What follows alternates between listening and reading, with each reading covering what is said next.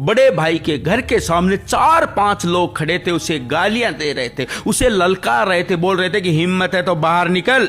बड़े भाई की छोटे भाई से बोलचाल थी नहीं। छोटा भाई अपने घर के दरवाजे के सामने खड़ा खड़ा तमाशा देख रहा था और मन ही मन बहुत खुश हो रहा था कि बड़े अब पता चलेगा तुम्हें। इतने में छोटे भाई की पत्नी वहां पहुंची। उसने कहा कि आपके बड़े भाई को 4 लोग मिलके गालियां दे रहे हैं, उसे ललकार रहे हैं और आप यहाँ तमाशा देख रहे हो, आपको ये शोभा नहीं देता। उसने कहा कि कौन सा बड़ा भाई, ये तो मेरा दुश्मन है, मेरे तो बोलचाल ही नहीं है, इसके साथ में तो ऐसा ही होना चाहिए, हम भाइयों में तो लड़ाई है। पत्नी बोली कि हमारे खानदान में ऐसा नहीं होता, आप भाइयों में बेशक 1000 लड़ाई होगी, पर जब कोई सामने दूसरा आके भाई से लड़े तो दोनों भाइयों को एक होना चाहिए। ये है परिवार का नियम, हमारे खानदान में तो ऐसा ही होता है। अगर आप ऐसा नहीं करते तो आप एक कायर और बेकार इंसान हैं, आपको चूड़ियां पहन लेनी चाहिए। ऐसा कह के छोटे भाई की पत्नी ने लठ उठाया और बड़े भाई के साथ देने के लिए चल पड़ी। पत्नी को जाता देखा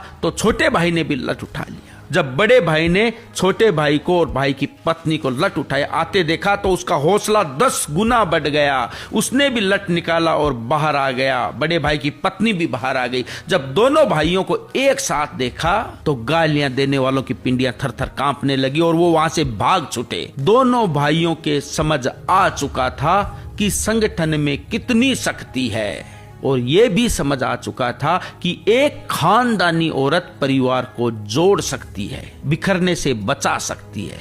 वही कोई बेकार खानदान की औरत हो तो परिवार को बिखेर सकती है। कैसा भी हो, मुसीबत में भाई को भाई की भुजा बनना चाहिए, ना कि मजे देखने वाला, तमाशा देखने वाला। यही है सच्चाई। कहते हैं ना कि गाय न्याणा की और बहू घराना की तो घर को स्वर्ग बना देती है।